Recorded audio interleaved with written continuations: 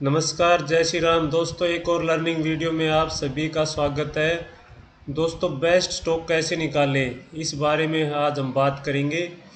देखिए, सारा खेल स्टॉक सिलेक्शन का है। अगर स्टॉक का चुनाव अच्छे से हो जाता है, बढ़िया स्टॉक हम निकाल लेते हैं, तो उसमें निश्चित ही पैसा बनता है और एक बार नहीं, बार बार बनेगा। यानी स्टॉक का सिलेक्शन अच्छा हो गया तो हम उसमें बार बार अटेम्प्ट कर सकते हैं। यानी कि बार बार घोड़े बदलने की आवश्यकता नहीं होगी। हम उसी स्टॉक्स में नज़र रख के बार बार एंट्री एग्जिट कर सकते हैं। तो बेस्ट स्टॉक कैसे आइडेंटिफाई करेंगे, इसके लिए सबसे पहले हमें टॉप टू डाउन अप्रोच अपनानी पड़ेगी। यानी कि सबसे पहले जो सेक्टर स्ट्रॉन्ग है, सबसे बेस्ट सेक्टर है, उसको आइडेंटिफाई करेंगे। तो अभी हम सेक्टर के चार्ट पर चलते हैं। ये इंडेक्सेस के चार्ट हैं। ये फाइनेंशियल सेक्टर का चार्ट है। ये इस चार्ट को हम वीकली चार्ट है, इस चार्ट को देखते हैं तो ये 3-4 हफ्तों से एक रेंज में फंसा हुआ है, कंसोलिडेशन की रेंज है। इस इसी तरह अगला जो सेक्टर निफ्टी आईटी, इसमें इस सप्ताह गिरावट आई है, तो ये भी कमज़ोर लग रहा है। ये है मेटल सेक्टर। मेटल सेक्टर में यहाँ पे ये फ्रेश ब्रेकआउट हुआ, उसके बाद धीरे धीरे थोड़ी तेज़ी हुई, लेकिन ये जो कैंडल है ये थोड़ी shooting star type, bearish type लग रही है। निफ्टी ऑटो का अच्छा चार्ट है। ये यहाँ पे 13,400 के आसपास फ्रेश ब्रेकआउट हुआ था, उसके बाद से काफ़ी तेज़ी हो गई। तो अभी यानी कि ये जो लेवल था, यहाँ पे एंट्री लेवल बना था, लेकिन अब ये काफ़ी बढ़ गया है, तो ये सेक्टर अभी ठीक नहीं है। ये फार्मा का सेक्टर भी सही है, लेकिन इस सप्ताह इसमें भी करेक्शन आया है। ये पीएसयू बैंक का सेक्टर चार्ट है, इसमें भी सप्ताह करेक्शन हुआ थोड़ा बहुत। ये एफएमसीजी का चार्ट है। एफएमसीजी का चार्ट भी बढ़िया है। इस लेवल पे ये ब्रेकआउट हुआ था, उसके बाद शानदार तेज़ी बनी। अब इस सप्ताह इसमें भी करेक्शन हुआ है। ये रियल्टी का, निफ्टी रियल्टी का चार्ट है। इसमें ये 480 पे फ्रेश ब्रेकआउट हुआ है, ये ताज़ा ब्रेकआउट है अभी भी। इस सेक्टर का चार्ट बढ़िया लग रहा है।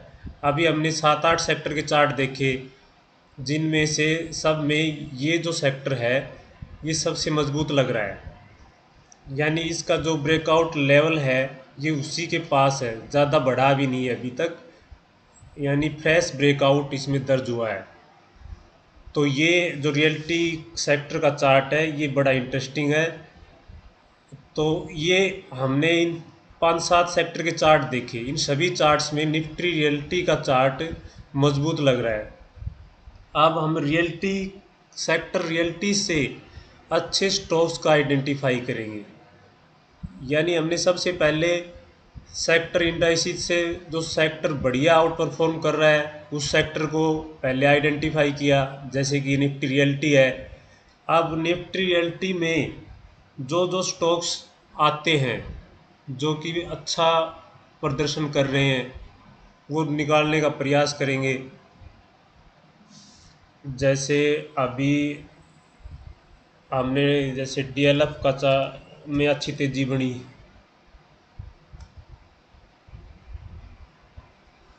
डीएलएफ में यहाँ पे ब्रेकआउट हुआ 440 पे, उसके बाद से 3-4 हफ्ते से लगातार बढ़ रहा है डीएलएफ। इसी तरह रियल्टी सेक्टर में जैसे सोबा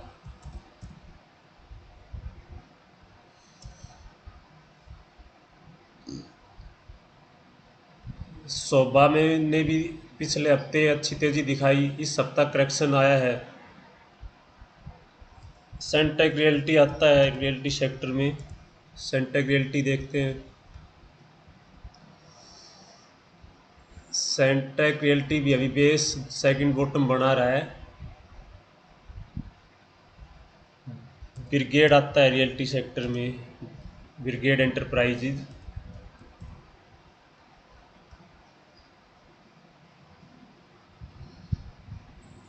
ब्रिगेड में 515-20 के ऊपर अच्छा ब्रेकआउट हुआ, उसके बाद 560 तक की तेज़ी दिखाई ब्रिगेड ने।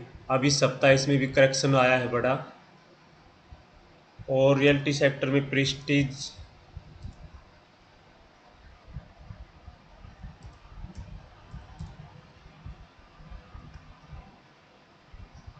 ये प्रेस्टीज का चार्ट है।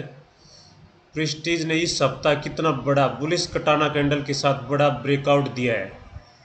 बहुत अच्छा ब्रेकआउट दर्ज हुआ है प्रेस्टीज के चार्ट पर। और प्रेस्टीज ने ये यहाँ से सितंबर 21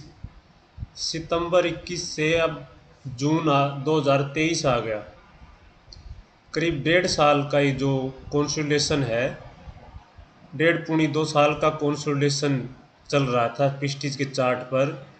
ये इस साइकिल में चल रहा था।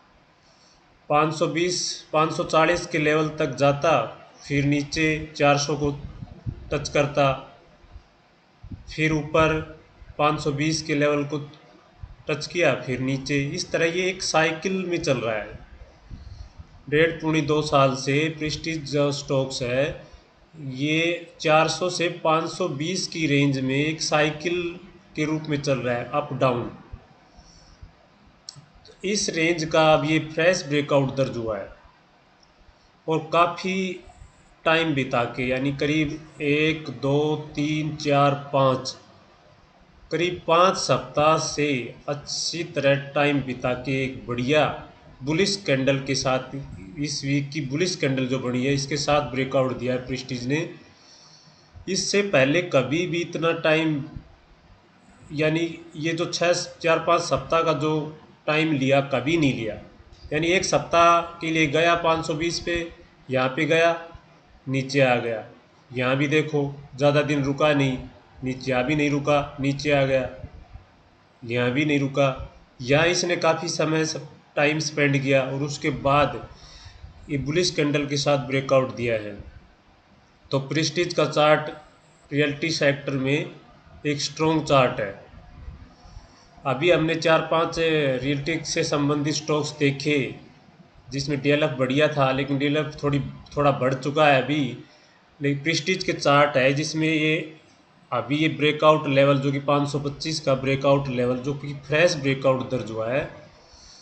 तो ये चार्ट प्रेस्टीज का पोजिशनल शॉर्ट टर्म इन्वेस्टमेंट के हिसाब से इंट्राडे में भी इसको इस्तेमाल कर सकते हैं।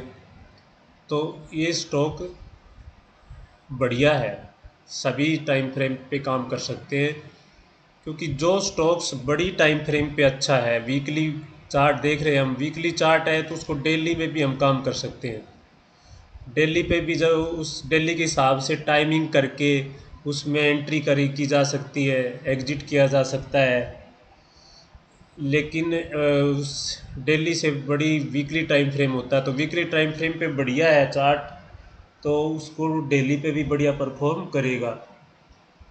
तो दोस्तों इस तरह से हम सबसे पहले स्ट्रॉन्ग सेक्टर का चुनाव करके, और उसके उस सेक्टर में कौन से जो स्टॉक्स हैं जो अच्छा परफॉर्म कर रहे हैं वो निकाल सकते हैं।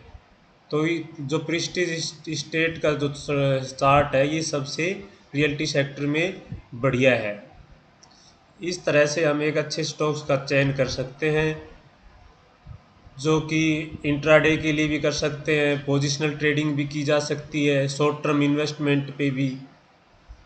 तो स्टॉक सिलेक्शन करना कोई बड़ा काम नहीं है दोस्तों, सिंपल सा चार्ट देखने पे। अब देखो ये चार्ट है, अब इसमें साफ दिख रहा है ये 520 से 400 की रेंज में फंसा हुआ था, एक साइकिल में फंसा हुआ था, और इस साइकिल से ये बाहर निकला है।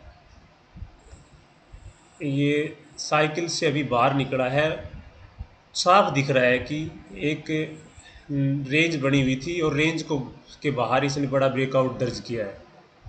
तो ज़्यादा एनालिसिस भी ठीक नहीं होती, सिंपल चार्ट देखने से ही पता चल जाता है कि कौन सा चार्ट मजबूत है, कौन सा वीक है।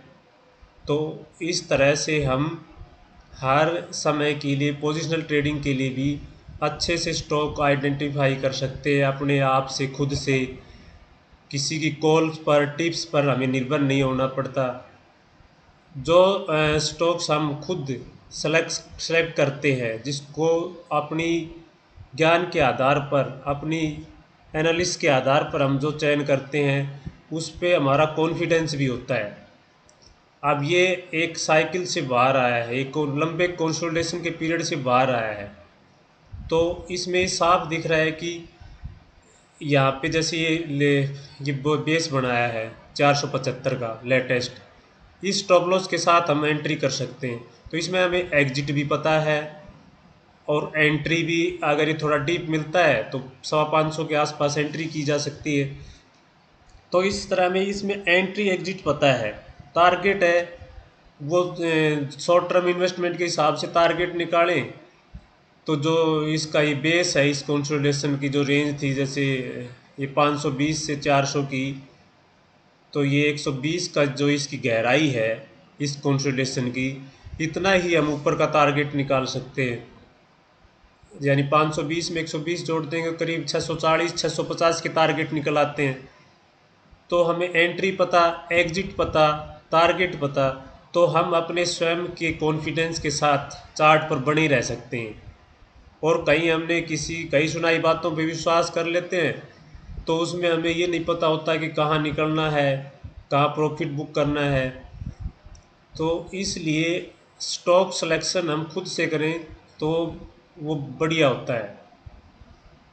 तो ये एक प्रयास था दोस्तों कि किस तरह से हम एक विनर स्टॉक्स को आइडेंटिफाई कर सकते हैं, जिससे कि हमारी सक्सेस का रेट बढ़ जाता है। क्योंकि स्टॉक्स का चयन अच्छा होगा तो विनिंग रेशियो भी बढ़ जाएगा, यानी हमारी जो जीतने की आशंका है वो बढ़ जाती है जब स्टॉक का चुनाव अच्छे से हो जाता है। तो दोस्तों, ये वीडियो आपके लिए कितना सहायक हुआ स्टॉक सिलेक्शन के लिए, कमेंट सेक्शन में ज़रूर बताना। और ये वीडियो बेस्ट स्टॉक आइडेंटिफाई करने का आपको अच्छा लगा तो चैनल को लाइक करना, सब्सक्राइब करना। धन्यवाद आप सभी का। जय हिंद, जय भारत।